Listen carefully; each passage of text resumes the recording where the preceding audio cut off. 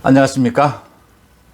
법무부 장관 후보자인 박범계에 대해서 어제 인사청문회를 하고 난 뒤에 여야가 청문 보고서 채택을 하는데 합의하는데 실패를 했죠. 그러자 오늘 청와대에서 다시 27일까지, 그러니까 내일까지 다시 청문 보고서를 채택해 달라, 보내달라고 국회에 요청을 했습니다. 이렇게 다시 보내달라고 재요청을 하는 경우는 절차에 따라서 다시 국회에서 이제 합의해서 청문 보고서를 보내지 않으면 국회 동의 없이 이제 청와대에서 박범계를 임명하겠다라는 뜻으로 받아들여지죠. 그러니까 문재인 대통령이 박범계를 법무부 장관으로 임명을 강행하겠다는 뜻입니다. 뭐 당초부터 그렇게 예상이 됐고요. 어제 박범계 인사청문회 전체를 보고 그다음 오늘 또 청와대에서 박범계 임명 강행을 보면서 박범계가 앞으로 조국, 추미애를 잇는 무법부 장관, 내로남불, 후한무치 장관의 계보를 이을 것으로 예측이 됩니다. 박범계는 사실은 후보자로 지명이 되고 난 이후에 검찰의 그 준비단을 만든다든지 뭐 검찰과 대화하겠다든지 뭐 여러 가지 얘기를 했지만 박범계의 본색이 어제 인사청문회 때 다 드러났죠. 박범계도 앞으로 기사거리를 많이 만들 것 같다, 이런 생각입니다. 저희들 기자들이 기사거리를 많이 만들어주는 사람을 좋아합니다. 기사거리가 이게 기사거리라는 거는 뭐 기사가 없을 수야 있습니까만은 많은 사람들이 관심을 끄는 그런 기사거리를, 근데 가급적이면 미담, 좋은 기사가 많아야 하는데 좋지 않은 기사를 굉장히 많이 만들 것 같습니다. 박범계도 앞으로. 추미애도 어지간하죠. 지금 이제 물러나는 마당인데도 마지막까지 인터뷰를 통해서 윤석열을 공격했어요. 자기가 뭐 사퇴를 하면 윤석열이 같이 동반 사퇴할 걸로 알았다. 자기 혼자서 폭행하고 자기 혼자서 떠들고 윤석열을 징계하고 난리치다가 자기가 팽당한 겁니다. 근데 윤석열이가 검찰 중립을 지켜야 될 윤석열 총장이 왜 같이 물러나야 합니까? 상황 판단을 전혀 못하고 있는 겁니다. 또 이 와중에 광복회로부터 독립운동가인 최재형 상을 받아가지고 또 논란에 휩싸였죠. 후한무치가 이만저만이 아닌데 박범계도 그에 못지 않을 것 같다, 이렇게 보입니다.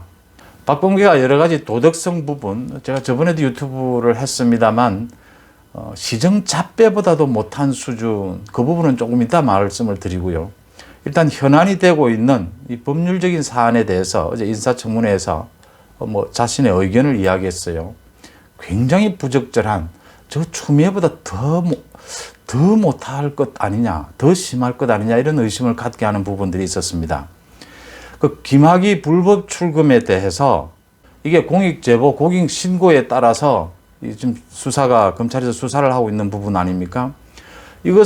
이 사건은 공수처로 옮기는 게 좋겠다, 공수처로 옮기는 게 옳다, 이런 견해를 밝혔습니다. 그 다음에 이 공익제보, 공익신고 과정에서 수사 자료가 불법 유출된 부분이 있지 않느냐, 그 부분도 들여다보겠다, 살펴보겠다, 이런 얘기를 했어요. 그 다음 세 가지 하나 더, 이 사건이 왜 절차적 공정성, 절차적 정당성을 실현하는 대상이 되는지 모르겠다, 이랬습니다. 먼저 절차적 정당성의 대상이 되는 이유는 아무리 때려 죽이도 시원치 않을 범죄자라 하더라도 그 처벌은 적법 절차에 따라야 하는 것이죠. 그걸 어기게 되면 지금 문재인 정권이 입으로만 떠드는 그 인권 보호의 기본 ABC가 무너지게 되는 겁니다. 법치주의에. 법무부 장관 후보자가 맞습니까? 그 다음 두 번째요. 공수처 중립. 침이 마르도록 떠들지 않습니까? 법무부 장관 후보자가 인사청문회에서 벌써부터 공수처가 어떤 수사를 했으면 좋겠다, 공수처로 불법 출금에 대해서 옮기는 게 좋겠다, 자기가 왜 이런 견해를 이야기를 해요? 이게 맞는 이야기입니까? 공수처 중립을 떠들면서 중립을 지켜야 될? 해서는 안 될 말, 분간을 못하고 있는 겁니다. 그 다음에 공익신고 과정에서 수사자료 유출 부분을 들여다보겠다. 공익신고자가 분명히 이야기했지 않습니까? 지금 법무부에서 공익신고자에 대해서 불법 수사자료 유출에 대해서 고발하겠다라고 하니까 공익신고자가 자신의 공익신고 보호를 해달라, 공익신고자 보호를 해달라고 국민권익위에 신청도 했고, 또 자신은 수사 자료에 대해서 일부분만 사본을 정치권에 줬을 뿐이다. 그 다음에 공익신고 절차 요강을 모두 따랐다. 아무런 하자가 없었다. 자신에 대해서 공익신고 부분에 대해서 불법 자료 유출, 수사 자료 유출 부분을 문제 삼는 사람에 대해서 자기가 법적으로 조치하겠다라고 이야기를 했지 않습니까? 다시 말씀드려서 논란이 있을 수 있는 이야기를 공익신고, 공익제보에 대한 보호라는 엄청난 법익이 있지 않습니까? 이렇게 논란이 될 수 있는 부분을 장관 후보자가 왜 이런 답변을 합니까? 이런 불공정한 답변을. 그 다음 공수처는 현재 처장만 임명되어 있습니다. 이게 조직이 갖춰지려면 3월 초, 2월 말 3월 초는 돼야 되죠. 공수처장이 직접 자기가 한 말 아닙니까? 지금 앞으로 한 달 반 가까이 또 한 달 넘게 남은 이 공수처에 대해서 지금 검찰 수사가 거의 아주 빠르게 진행이 되고 있는 상황인데 공수처로 옮기겠다는 뜻, 수사 안 하겠다는 거죠. 수사 맡겠다는 그 내용일 뿐이지 않습니까? 그 공수처로 지금 사건을 옮겨서 뭘 어떻게 하겠다는 겁니까? 앞뒤 생각하지도 않고 지금 막 급한 대로 막 내지르는 것 아니냐 이렇게 보이는 겁니다.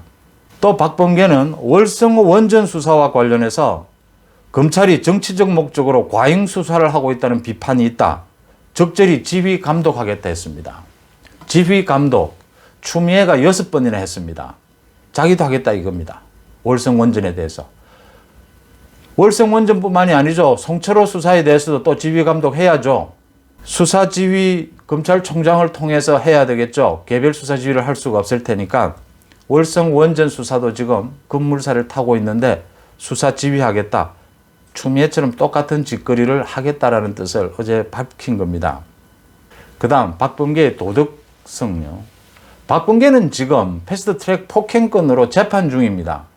근데 또 폭행으로 고발이 됐어요. 그 고시 준비생들에 대한 폭행.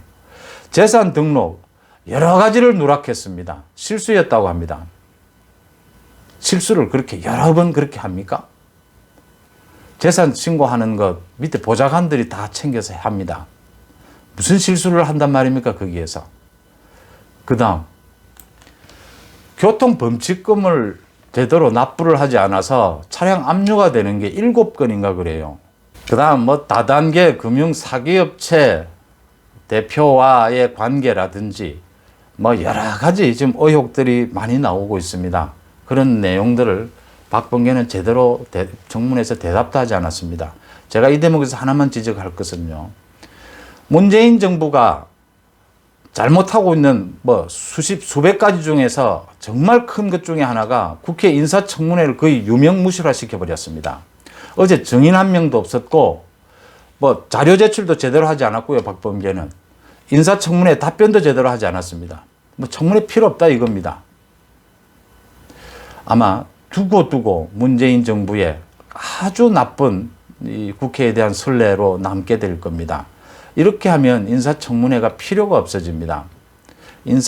국회 인사청문회를 강조하고 인사청문회에서 자료 제출, 증인 요청 가장 강조를 한 게 민주당입니다. 지난 이명박, 박근혜 정부 때 민주당 입만 열면 증인 신청 제대로 하지 않는다고 이 목소리를 높였죠. 스스로 지금 깔아뭉개고 있는 겁니다. 내로남불이죠. 어쨌든 문재인 정부가 그래도 문재인 정부답게 무법부 장관으로 조국 추미애를 잇는 박범계 임명을 강행하겠다는 방침입니다.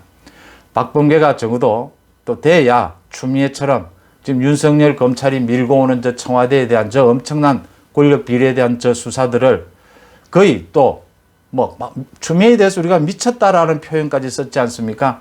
제정신이 아닌 듯이 아마 막으려 들 겁니다. 수사, 지휘권, 또 인사권, 추미애가 다 보여줬죠. 다 내보일 겁니다, 아마. 이제 공수처까지 있으니까 공수처 칼을 들고도 또 칼춤을 추게 될 겁니다. 국민들 앞에 낱낱이 내로남불, 위선, 권력의 민 얼굴을 박범계가 앞으로도 계속 보여줄 것이다. 이렇게 예상이 됩니다. 고맙습니다.